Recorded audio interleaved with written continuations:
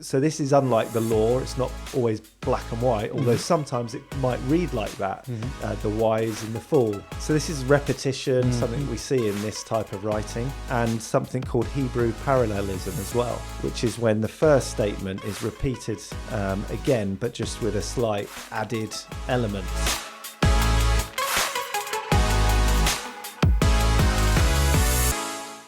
Hello, welcome to another episode of Postcards from Antioch, a training and discipleship podcast by Barton Church. My name's James. Today I have the pleasure of hosting Oz. Hello, James. Who's going to talk to us about wisdom literature. Is that right? Yes, that's the topic today. Yeah, we've done podcasts on different genres of biblical literature, and today we've finally got around to looking at the section that's known as wisdom literature. Yeah, we've looked at them in no particular order, but today this is one that we're covering, and so lots of wisdom being communicated today, I'm sure, from yourself. Yeah, is this the last one? Have we looked? I feel like there might be one other edition, left. maybe? I don't know. Actually, we've definitely done law, because I remember doing that. Yeah, we've done epistles. We've done. I think we did like the narrative, the history. Yeah. We've done plenty of stuff on the Gospels, and we've got more to come. Apocalyptic, have we done that? Have we done apocalyptic? Maybe not. We've looked at Revelation. Did we? Yes. You did something on Revelation. We may have done letters. We've done the letters, I think. Yeah. So we're just about there, aren't we? Prophecy, have we done? So people can hear the whole. That's right. Search through the archives. Just cherry pick those episodes and listen to the whole thing. I think it's mostly you. I think you've done most of those. I have. I think Nicole may have done some. I may have done. I did one on the Gospels, I think, ages ago. Yes. Well, anyway, wisdom literature. So, fill us with wisdom. Yeah. Well, I'm going to say from the off, this is obviously from the Word, not me. Yeah. As much as wisdom is one of those things that every religion, every person would want. You know, who wouldn't want to be wise? And so there's lots of wise sayings out there, aren't there? Yeah, that's right. Absolutely. But it would be fairly obvious to say that most religions have a sacred writing of some description that would collect the wise writings of the sages, the saints, whoever, their holy book. And we're going to look at the Hebrew Bible, which is where we find the wisdom literature. Yeah, okay. So that's interesting. Is what makes this you'd imagine there's wisdom in the whole thing. So what makes it wisdom literature? What gives it that title? Yeah, good question. So it's the style of writing. So there are wise things that Jesus obviously says. He was greater than Solomon. And yet none of his writings would be classified as wisdom literature. So it's a type of writing, a genre, that is a style that is identifiable within the Old Testament, within the Hebrew Bible as we describe it. And knowledge and wisdom are different. So you can know what's right, you might not act on it. And wisdom is the style of writing, the Hebrew style of writing would be to help people think and wrestle and reflect on life and how to live based on right knowledge. So that would be done in the ethical and the moral realm. It would be done through song and poetry. It would be communicated in different forms depending on the circumstances. And so this is unlike the law. It's not always black and white, although sometimes it might read like that, the wise and the fool, the good and evil. Yeah. So it'd be contrasts. And a certain section of the Old Testament is classified as wisdom literature. Yeah. So do you know any of the books that would be included in that, James? Well, so I think Proverbs is probably the most obvious one that springs to mind. Job, Ecclesiastes, Song of Solomon, the Psalms. Yes. Wisdom literature, I feel like there's another one. I think you've got them. See, when I was looking into this, I thought, Lamentations. Yeah, well, I was wondering. And it feels like it, but it's actually, I think, classed in the prophetic literature. Because it's mainly focused in that regard, given the destruction. That makes sense of Jerusalem. But it's written very differently too. It's written more like Psalms or exactly. Song of Solomon, not Song of Solomon, Yeah. Ecclesiastes or something. Yeah, it feels like that. So it's this. These are the books, and we're not going to look at each one of them because there's an awful lot, and each one has its own style of wisdom writing. Obviously, the Psalms, a certain poetic sung version, and others maybe more like Job. There's a story. It's about a person and all that goes with that. But maybe we'll start by saying if there was one key word that James, you and I've put some down as well, and we can talk about them. We'll just cover a key theme or the key theme potentially for each book, and then we'll focus this on Ecclesiastes and Psalms, and there'll be a reason why we don't dive into all of them. But let's start with Job. One word. What's it about? One word. Well, that's tricky for me because I've got a lot of words I would want to say about Job and what it's about. I want see the one word I would probably want to say is theodicy, but it's from a slightly different angle. Okay, you're gonna have to explain what that means. I'm afraid now, I have to use more than one. Well, I was very influenced by a paper I read when I was at university called "The Limits of Theodicy as a Theme of Job." Oh, I can't remember who wrote. I want to say some Nicholson, but if I ever refer to it, which I might do, if we ever look at Job, we could do this. I will get the name right. That. But his idea was that the theme of Job is to show that we cannot actually say, we cannot defend God. If you say, we cannot say, oh, this explains why God did this. That we are limited in our knowledge of what's going on. Yeah. Okay. So there we go. That's not a one word though, is it? But kind of. And some of what that description you've just given comes from maybe, probably the word that most people would jump to would be suffering. Right. Okay. But we can't explain, and that's the obvious answer that you are avoiding saying. Yeah, I'm afraid. But behind that is we can't explain how do we interact with God given the circumstances of life that are not as we might choose. We don't know all the details. We're not privy to all the information. Exactly. Yeah. So there's one book. We won't say much more on it. Yes. Because who knows, there might be a podcast coming on this. Maybe. Proverbs. See, Proverbs, I would say wisdom, but that's kind of cheating, isn't it? It is, but that's the word I put down. Yeah. And it is the go-to for wisdom. I think there's sayings after sayings, some riddles, some statements that all are about how to live your life in a way that pleases God. And the fear of the Lord is the beginning of wisdom, these well-known statements. And we're not going to dive into that because I think last summer did a preaching series on the Book of Wisdom. So you can Proverbs. look that up. You can go on to you can find our sermons actually on YouTube, on Spotify always. Yeah, and I think on our website, the Barton website, you can probably find links to a lot of our material. So and there's look up the Proverbs. That's it. Sermons. So that's that book, and then the Song of Songs or Song of Solomon. Yeah. What word? Well, I want to say love, I think. Yeah, I think that's the word that came to my mind as well. And it's all about love. And there's a lot of discussion about the type of love mentioned, sexual love, intimacy. Is that about a lover and a beloved, or is it really about Jesus and the church in this grand narrative that points forward? Is it actually just a display of the kind of what's meant to be between a couple in Jewish culture? And again, we're not going to dive into that. No. That's one for another time.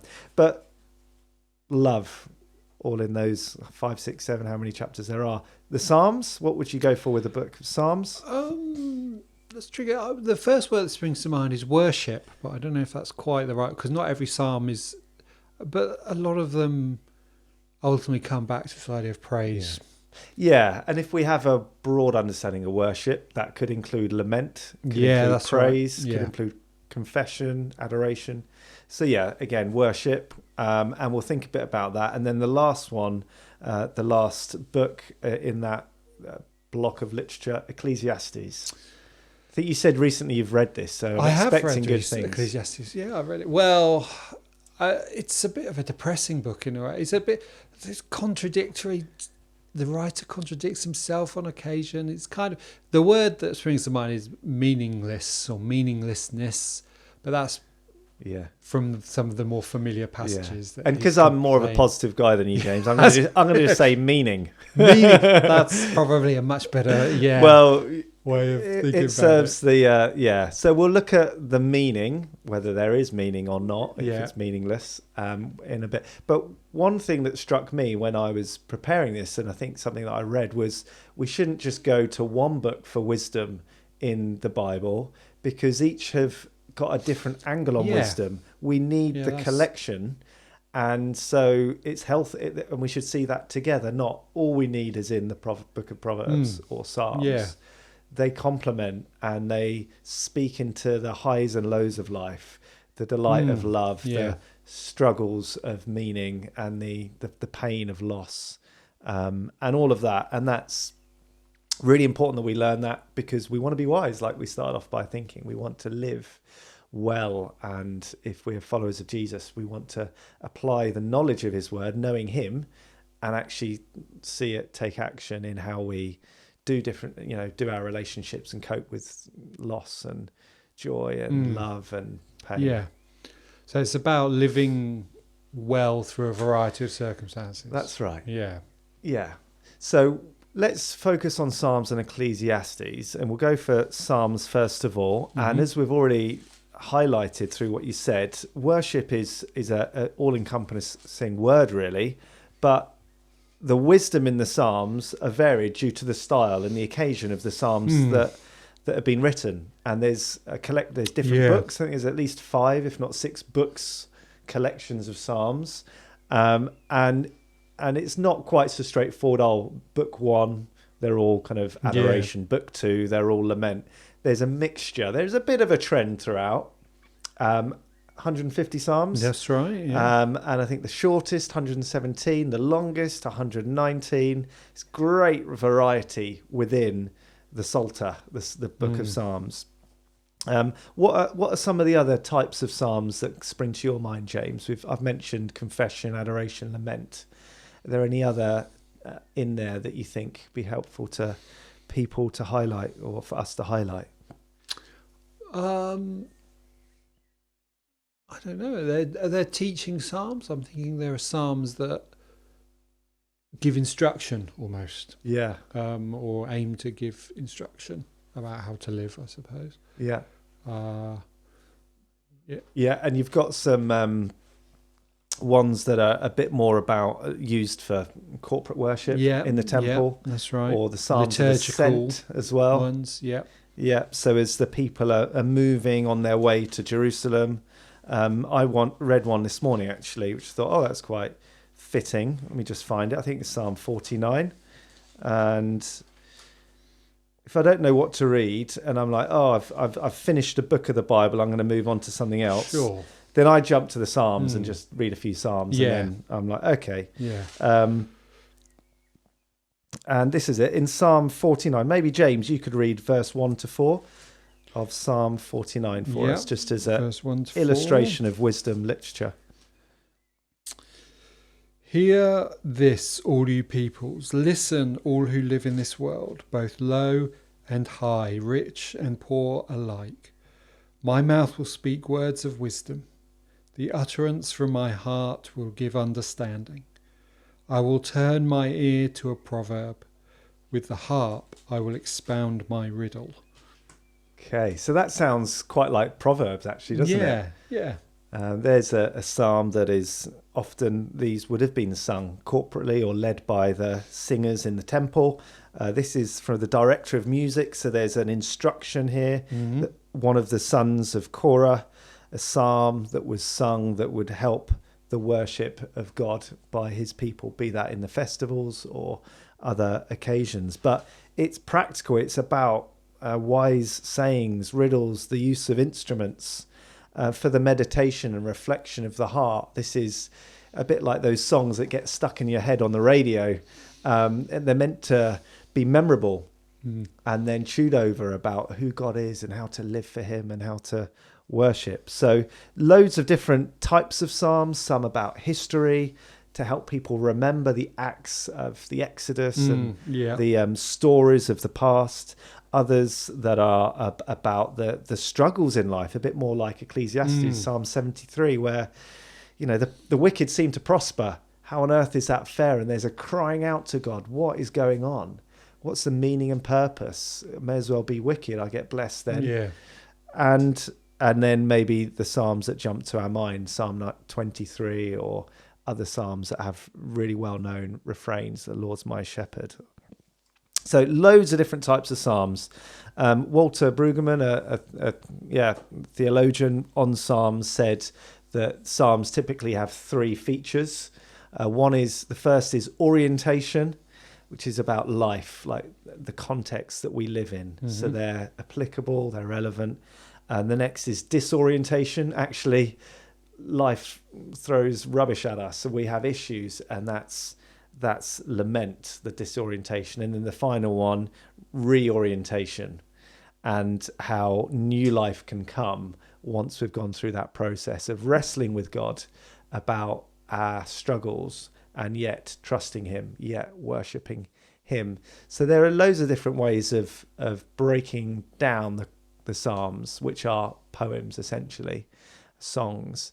And that's just one way. But, many people would see how, well, they're so well loved because they take what is deep theology, truth about who God is and who we are, and they move to our emotions, our heart, and they express the feeling of love and adoration or pain and lament to God and to others. And that in itself is sort of therapeutic, you might say, is good for us. So let's look at Psalm 96, and maybe we'll read a few verses at a time and then pull out just a few things if you're maybe reading the Psalms, you're thinking about studying them or teaching one of the Psalms. How do you begin? Now, for every Psalm, it's different. Some of them have an author that's stated, this one doesn't. Many of them are by David, King David. Mm-hmm. This one doesn't really say. Maybe you could read, James, the first 6 verses, first of all. Psalm 96. Thanks. Sing to the Lord a new song. Sing to the Lord, all the earth. Sing to the Lord, praise his name. Proclaim his salvation day after day. Declare his glory among the nations, his marvellous deeds among all peoples. For great is the Lord, and most worthy of praise. He is to be feared above all gods, for all the gods of the nations are idols, but the Lord made the heavens. Splendour and majesty are before him. Strength and glory are in his sanctuary. Okay, there we go. So maybe that feels quite psalm-like. There's lots of praise. There's a singing component. There's a declaration of glory. And if you know your Old Testament, then you'll think, oh, that sounds a bit familiar, because in 1 Chronicles 16, we find this psalm quoted, and it says that David first appointed Asaph and his associates to give praise to the Lord in this manner. And so it seems like this is set in context. Okay, yeah. When the ark was brought back to Jerusalem, it having been temporarily elsewhere in Judah before it had been taken by the Philistines. And as the ark is brought back and this new era is being established of Jerusalem and the ark back and the temple not built yet, but the tabernacle being prepared, and then David, there's this real up that the whole people of Israel are going through. He then says in these verses in chapter 16, verse 23, sing to the Lord, all the earth, proclaim his salvation, declare his glory among the nations, his marvelous deeds among all peoples. So actually this psalm is used in the history books of 1 Chronicles. So knowing that this isn't just sort of thought up, but it's in context is really helpful. Yeah.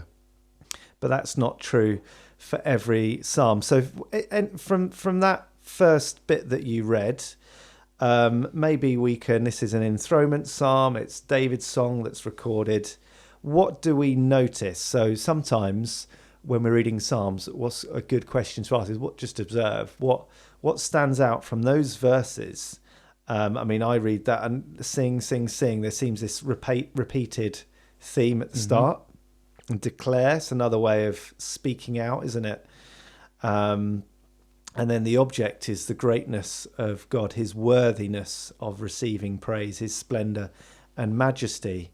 And so keep that in mind. And maybe you can read 7 to 10 next.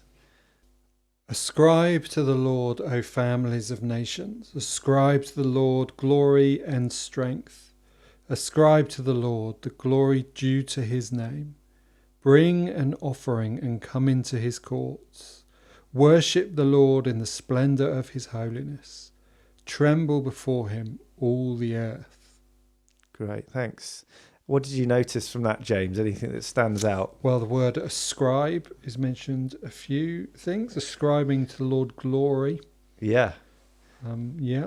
Sounds a bit repetitive. He's already said that, hasn't he? Yeah, that's right. That's mentioned. Ascribe to the Lord glory and strength. And straight away ascribe to the Lord the glory due to his name. Yeah. Yeah, which is very similar to the first section. Sing to the Lord. It's great. Right, sing to the Lord. Sing to the Lord. So this is repetition, something we see in this type of writing, and something called Hebrew parallelism as well, which is when the first statement is repeated again, but just with a slight added element. So ascribe to the Lord, you families of the nations. And then again, ascribe to the glory and strength, glory due to his name. So the theme of glory repeated and the nations repeated. So this is one way that you can kind of learn from the wisdom is, what are the repeated themes? Yes. What are the things that the authors do in the structure? And then finish it off, James. Go on, okay. 11 to 13. Let the heavens rejoice, let the earth be glad. Let the sea resound and all that is in it. Let the fields be jubilant and everything in them. Then all the trees of the forest will sing for joy. They will sing before the Lord, for he comes. He comes to judge the earth. He will judge the world in righteousness and the peoples in his truth. Excellent, thank you. And so there in that final bit, we've got that repeat of let. So we've gone from singing about salvation because we've got a splendid king to worship, everyone worshipping the nations because they ascribe or give praise to. And then the last section, this joy, jubilance, rejoicing, for God is coming to earth as king. This is a natural and supernatural event. This is a grand scene. One example of a psalm that maybe there's lots and lots of within the book that can be maybe broken down structures, words, repeated themes. So it's just a quick example, really. But maybe we'll move on to Ecclesiastes and kind of spend most of the rest of our time in that. So if you could find the book of Ecclesiastes, that would be helpful. And as if Psalms are about worship and recognizing the greatness of God and singing out in our life experiences, Ecclesiastes, we've said, is more a different tone. It's about meaning. Why is life like this? Yes. What's it all about? What am I here for? Is there any significance? And there's these themes of, you used the word meaningless, and vanity is another translation of that vapor, the meaninglessness, the breath, the vanity, a chasing after the wind. And this is a big theme of the book. So maybe before we look at a few examples, you read it recently, James. Yes. What are your impressions? You talked about contradictions or seeming contradictions. What's your feeling about the book? It feels like the author, I don't know, some people, the words of the teacher or son of David, so Solomon is associated with this book. It's just like almost like a stream of consciousness. He's just rambling, going through his thoughts. Like just looking at this first page here, he's got The heading is "Wisdom is Meaningless." So he sort of talks about how there's no point to wisdom, but later in the book he talks about, wisdom's actually better than a lot of things. A lot of, it's better to be wise than wealthy, or I think he says things like that. Yeah. So it's almost like he's sort of wrestling with these big questions about the meaning of life, and just kind of rambling, sort of putting down his thoughts as he processes these things. Yeah, so there's not I'll explain why it feels meaningless, and then I'll move to it is meaningful, and here's what. It's not like that. No. We kind of get a slight trajectory, because the very end we'll look at, and we'll see where he lands. But even there, it's not quite as clear as we might want it to be. And I've heard it described as both the book being a bit like an evangelistic tract, a flyer that you give away, admitting life's frustrations, recognizing questions and problems and the apparent pointlessness of life, and yet at the same time offering just a little bit of hope to hook people, go, oh, but maybe there is more. And also a bit like a Christian blog, an article maybe that challenges us to think about futility and to admit the enigma of life, that actually, so it's not just something that maybe connects with our pluralistic culture today, but also for the church to go, you can't understand it all. You can't think that you've got meaning sussed. And actually it's okay to wrestle with this stuff.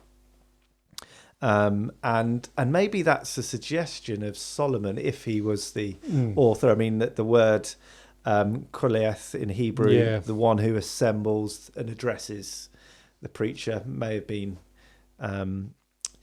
Solomon there. So he wrestling intellectually and emotionally, spiritually with the meaning of life. And maybe this was towards the end of his later on in his life. Yeah, it's an interesting, if it is Solomon, it's interesting to sort of know the story of Solomon, and to find someone who is apparently, very wise, sort of struggling with all these kind of big questions still, and things like that. Because he asked for wisdom, he received it, was known as wiser than anyone, had wealth, had everything going for him, and yet still in Ecclesiastes sort of is saying, well, it doesn't make any difference. We all die. It hasn't brought me happiness. All those kind of things like that. So let's just read a few verses as we try and understand about how everything's meaningless. Let's start with that. Verse 2 of chapter 1, please. Meaningless, meaningless, says the teacher. Utterly meaningless. Everything is meaningless. And then maybe you could read 12 verse 8 as well. So right at the end of the book, hopefully he's arrived at a better conclusion. 12 verse 8, so this is right at the end. Meaningless, meaningless, says the teacher. Everything is meaningless. Oh, there you go. Right. So it's not solved it. No, that's 12 right. chapters it's got of nowhere, writing. Nowhere. Actually, there's about... It's like one of my sermons. Feel like you don't get anywhere. Oh, well, just go round in circles. That's right, That's it. Just go round the same point. But 30 references in this 12 chapters to that word meaningless and that theme of what's the point. In fact, he says everything under the sun in verse 3 is meaningless. Everything in the world, and that could be described as the kind of world as the secular scene, the forces beyond Christian influence, the life that we inhabit here. And so if we want to receive wisdom from God's people, why should we read this pessimistic literature? Yeah, that's right. Where's the wisdom? But actually, this was quite common in the ancient world, this pessimistic style of writing. This wasn't unique to Hebrew thought. And suicide being the answer to the problem of life in this time and era, not just sadly today. Or the Epic of Gilgamesh, the god of Shamash, says, the life you pursue, you shall not find. Yeah. So I don't think the Hebrews, the Jewish people, were the only ones that kind of thought, Yeah. Why do I have to get up and work again? Is that really what it's about? But we do want to hold on to some hope. And Ecclesiastes does offer more than just meaninglessness and this concept of vanity of vanities, this idea of vapor fleeting. You can't grab it and it just disappears from you like a wind or breath. So let's go on a little search. Okay. Let's see what we find. See whether we can find some satisfaction, some meaning. Chapter 2. It's about pleasure and wealth from verse 1 down to 11. So maybe that's where it is. Maybe you could read the first sort of 3 verses of chapter 2. I thought in my heart, come now, I will test you with pleasure to find out what is good. But that also proved to be meaningless. Laughter, I said, is foolish. And what does pleasure accomplish? I tried cheering myself with wine and embracing folly, my mind still guiding me with wisdom. I wanted to see what was worthwhile for men to do under heaven during the few days of their lives. Yeah, and then he goes on to talk about projects, building, planting, gardens, parks, making things, doing all sorts of things with the wealth that is accrued, being wiser and wealthier than anyone else in the world at that time. And the end point is nothing was gained under the sun. Nothing was it didn't satisfy. And I guess we can probably relate to that, can't we, at times? Yeah. Like, you can have a lot of money, yeah, and even go on great holidays and have pleasurable experiences in the world, but does it change anything, really? So bit of a blank there. And wisdom as well in chapter 2. He'd prayed for it. And chapter 2, verse 16, maybe you could read. Chapter 2, verse 16. For the wise man, like the fool, will not be long remembered. In days to come, both will be forgotten. Like the fool, the wise man too must die. Okay, so he recognised his own death would come, I imagine. And so, you can read wisdom literature, you can get wise, but still death is that's the reality. So wisdom, wealth, pleasure, hard work as well, we find is meaningless. And then, and yet there's a little bit of hope. So for verse 24 of chapter 2. A man can do nothing better than to eat and drink and find satisfaction in his work. This too, I see, is from the hand of God. So suddenly we've got something good from God that can be enjoyed. Eat, drink, be merry. Yeah. Actually, a good job. These things bring fulfillment, and maybe that's just it. Maybe that's the point. Yeah. Maybe that's as good as it gets. Just make the most of it, and if you haven't got it, that kind of puts you into a difficult place. Yeah, that's right. You're in trouble, but there you go. And then through some of the rest of the next few chapters, we find that life's not that simple, because not everyone just has a job that provides wealth that means they can eat, drink, and be merry. And while some might experience that, we've already heard that maybe it's meaningless. And we see the signs of injustice and oppression and evil and wickedness, the human heart and death. All around him are the effects of the sinful world. And just like animals, people die. The righteous, the wicked, the fool, and the wise. So maybe we'll look at, where is the hope in this, and jump to chapter 12. And I should say, sometimes we read books of the Bible as Christians, don't we? Or we teach on them chapter by chapter. We read them for ourselves. And you might feel, as you read Ecclesiastes 11 days in, oh my goodness, what, have I wasted 11 days of my life by reading this for my quiet time, my daily readings? Sometimes it's good to read a whole book through, or to break, read bigger chunks. But chapter 12, verse 1, James, do go for that. Remember your Creator in the days of your youth, before the days of trouble come, and the years approach, when you will say, I find no pleasure in them. Yeah. And so actually in chapter 12, we begin to see threads coming a little bit together. And one of them is the encouragement to remember the Creator. We're made. And so if we're made, there's a purpose there. There's a reason in the days of remember your Creator before. And if you do that earlier in the days of your youth, before trouble comes and years approach, then maybe that will change your perspective on how you go through life. Yeah. And then verse 13 in chapter 12. Now all has been heard. Here is the conclusion of the matter. Fear God and keep his commandments, for this is the whole duty of people. For God will bring every deed into judgment, including every hidden thing, whether it is good or evil. Yeah. So we've been told to remember that God is our creator. How is God revealed in these two verses? What's the hope there? Maybe hope's a bit strong, but the idea of God being the judge, the ultimate one who will judge whether your life has been worth living or not. Yeah. Yeah. Fear God. It doesn't yes, that's to be understood in awe, reverence, not just I'm afraid. Yeah. We know that, but and keep his commandments. It feels like that's quite a duty of man, isn't it? To fulfill God's law, to wait upon his judgment.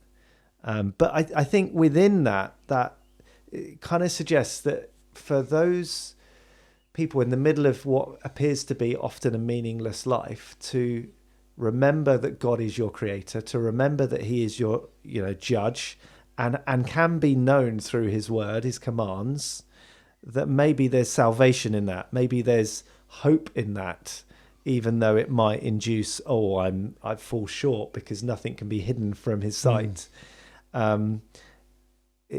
It suggests that we need to read this in the view of the other wisdom literature. Yes, that's right. As you said earlier, that you need the whole package. Really, we do. Can't just pick one bit of it, because you get. I don't know. I'm trying to think of a suitable metaphor. Like a cracked mirror is. You don't need just one piece. You need the whole piece. You do. Not the best. Maybe I shouldn't write any wisdom literature. I've not got the touch, it seems. Well, God inspired, isn't it? Maybe in a moment of But there is a bit of a conclusion, but it's not one that we go to. Yes, it's all That's tied the up answer, together. Yeah. There's an element of admission of the frustrations of life, the confusion of life, and yet remember God. Remember God. How has he revealed himself? Creator. Coming judge, but also one that he calls us to fear and worship and obey. Maybe that's kind of what the Old Testament sometimes does. It leaves us there, but we read the Old Testament in view of Christ, of the New Testament and the revelation of God in his fullness. That's why we need a saviour, because he stands in that place as the one who did keep the commandments, who did fully fear God and obey him, who, is the one by whom we can know the Creator fully. I think, again, that's, something that comes through in the New Testament is the idea that Jesus is the lens through which you can make sense and find some of these answers.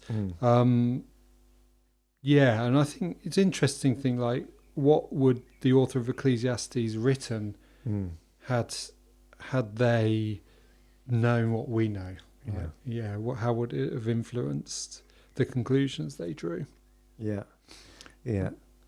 That's it. And I think we read this, as you say, through the lens of Christ, and one of the ways that Christ is revealed in 1 Corinthians 1, for example, is the wisdom of God. That's right, yeah. And then also in the letter to the Church of Corinth, the Holy Spirit being the one that is the spirit of wisdom that we rely upon to search in the deep things of God. And so how we need more than just a creator. We need a revealed creator that came in a person to be a savior, to enable us to know God, worship him, and make sense of a confusing world, of a frustrating world. Suddenly there is meaning, and our work really does matter. We can use our money and our wealth well. We can enjoy good food that is a gift from God. We can eat, drink, and be merry, but do so in the view of God's design and plan. And so I think, one of the things that I'd say Ecclesiastes and wisdom literature says is life is not meaningless. It has meaning because of God and his revelation. And it can give hope in a broken and confusing world.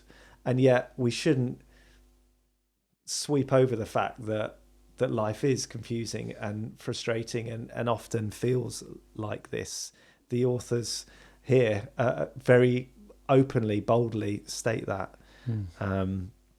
So hopefully that can help us. Our work really does matter. Our questions matter. Yeah. The wisest person aside to Jesus posed lots of questions.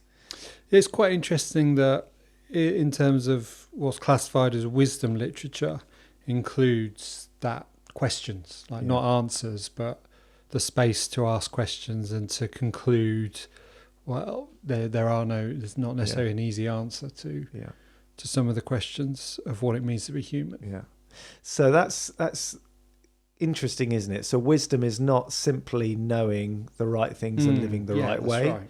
It's also being open and honest about the questions and the hard seasons of life, be that the suffering that Job encountered, the questions and the meaning that we find in Ecclesiastes and Solomon and all of us face at times.